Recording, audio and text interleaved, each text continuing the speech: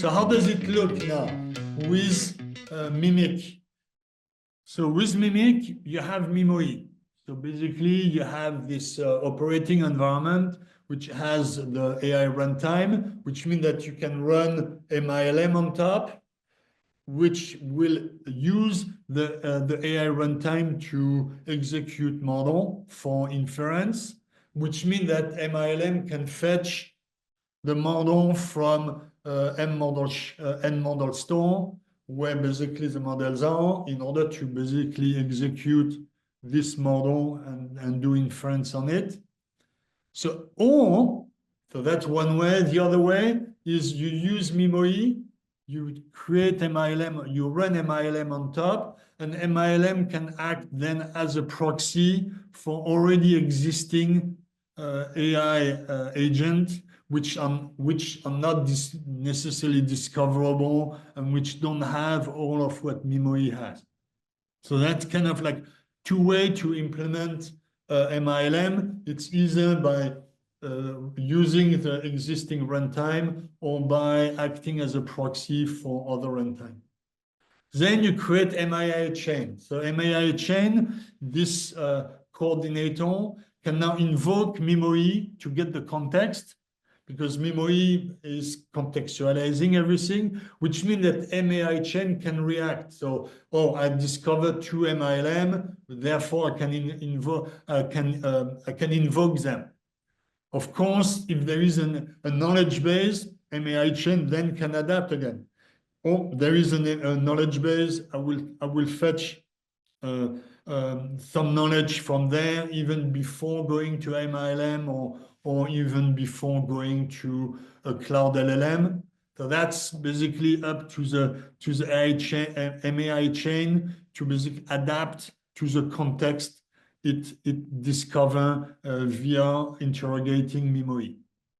And if a new device arrives, which itself has a knowledge base, has a model, and has a model store, and has a recognition store as a microservice. So all of these services then become discoverable automatically, which means that MAI chain on the first device will discover the model store and can then fetch the information of what has been recognized by the camera in order to do something with it, even before accessing the knowledge base or after, or before accessing the different microservice, either the different AI agent, either locally or through the cloud.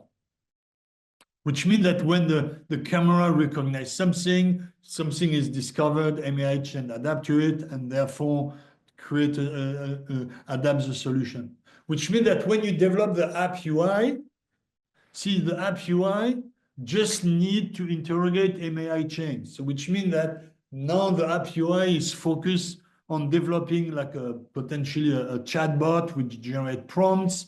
This prompt are passed to the MAI chain, and at that time you can access the different systems. So which means that at the UI level, at the app UI level, you really just focus on developing the UI, because all the logic is now in a set of reusable microservices which run on top of memory. This is where, now going back to all the stages, so now you have local execution. So everything happens locally. You don't necessarily need to go to the cloud. Everything is contextualized, because MAI chain can interrogate memory in order to say what is the context in which I am. So if there is a new microservice, or if there is a set of microservice MAI chain can interrogate, it will do it. This is AI to AI communication. So now you have two AI which exchange information in order to provide a solution. And finally, all of this show a very good example of AI adapted choreography, where MAI chain coordinate the different elements in order to retrieve the information appropriately. And then you have MInsight, which basically make all of this observable, and then allow you to trace the different core or know the context in which each microservice is. And then if you develop a new app UI, you have the choice. Either you can access the existing MAI chain because it's actually local API, which means that the other app UI will be able to do that. Now the UI then may be different, but logic behind is the same.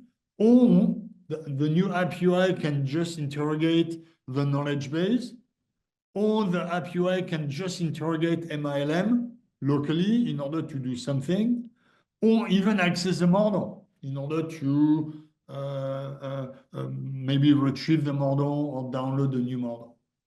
And finally, the new app UI can create another AI chain, which will then define a new logic, which will be about, which will be a different solution. So all of this is doable because memory allows you to expose local API, and now you have a set of microservices which help you build the solution without having to overload the app UI into a specific framework which are now which are not accessible. And that's what makes memory extremely powerful. It allows you to expose local API either on the same device or through the service mesh MOE can recognize by discovery.